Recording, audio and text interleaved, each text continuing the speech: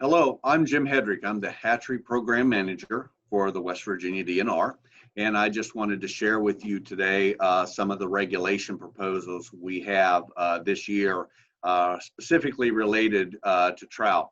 The first proposal is listed as number 5, and the proposal reads, the Division of Natural Resources proposes to add approximately 4,400-foot section of Second Creek adjoining immediately downstream of the existing fly fishing only section. So the DNR has been able to work out some lease with a landowner that owns property adjacent to the current fly fishing only area of Second Creek. So the current area is about 1.4 miles. This will add an approximate 3/4 of a mile to that section.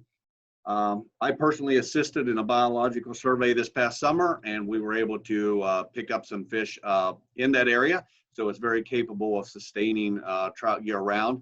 So that's why we're proposing to add to this section of the fly fishing only. The next proposal, number 6, the Division of Natural Resources proposes to remove the trout catch and release regulation for a 0.9 mile section on the Schaefer's Fork, which actually encompasses the Schaefer's Fork recreation area. The reason for this removal, this is the farthest downstream stocking extent on the Schaefer's Fork River.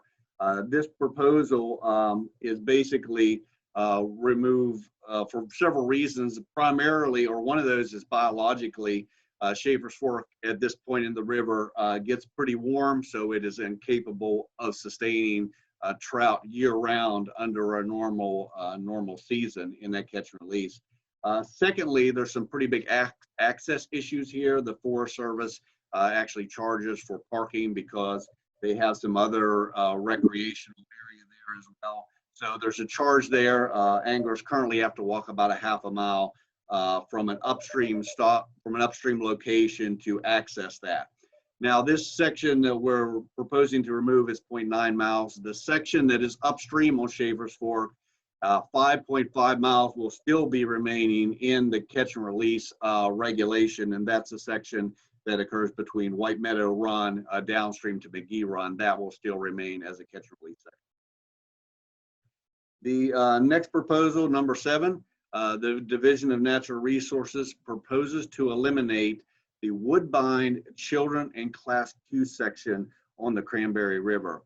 The reason for removal of this section is primarily access. This area is not maintained, and even though it's Class Q and should really have some form of handicap access, that does not exist at this location.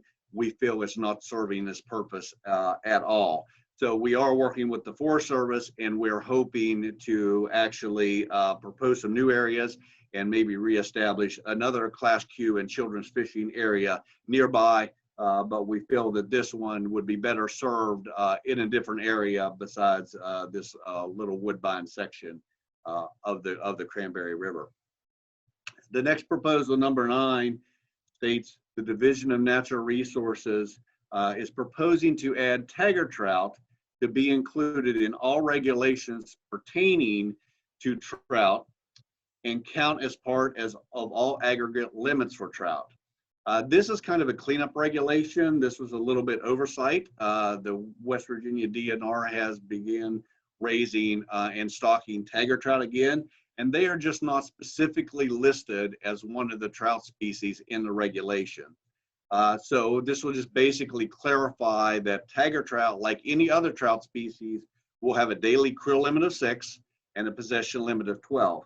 And of course, what that means is you only catch 6 trout per day per angler of any species. And of course, there's been some recent confusion. Once you catch 6 trout, that is your krill limit for the day, and you're not permitted to take those to your truck or to a camp and come back and fish again. The possession limit is for those fishing more than one day. So it would be tiger trout would be included with all the other trout as a 6 fish daily limit in the regulations.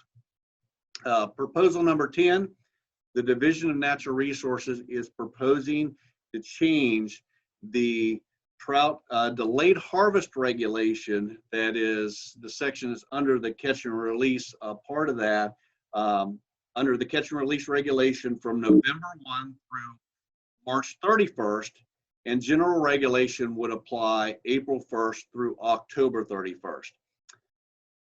Currently, there are only two streams in West Virginia that are managed as delayed harvest, and that is Middle Wheeling Creek in Ohio County and Clear Fork of the Guyandotte River in Wyoming County. These regulation changes would basically permit harvest to start in these delayed harvest sections on April 1st instead of June 1st under the current regulations. And then the harvest would extend until October 31st rather than September 30th. This is being proposed as a biological regulation. These streams are really not capable of holding trout that long in the year due to water temperature.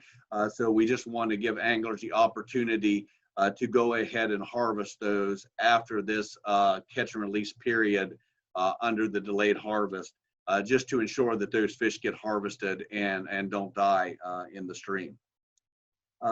There is one more part of the regulation this year, and this has to do with trout fishing, but this is completely an opinion question. The question reads: the Division of Natural Resources requests your opinion on the removal of a 4.3 mile catch and release section from the junction of the North Fork and South Forks downstream to the low water bridge at Dogway. And this is referring to the Cranberry River catch and release. Been a lot of discussion about this particular section. So the DNR is requesting your opinion on this at this point in time. This is not a regulation change at this point. Give you a little bit of background. The Cranberry River is currently stocked for a total of about 20 miles. This is a 4.3 mile section. So there's still over 15 miles that are currently available under the regular, what we would consider general regulations, which allows that harvest up to 6 trout a day. So this is a 4.3 mile section out of the 20. So just requesting, again, just requesting your opinion on that catch and release section. And we just want to thank everybody for taking part, and please complete your survey. It's very important to us, and return that with your opinion on these regulations. Thank you.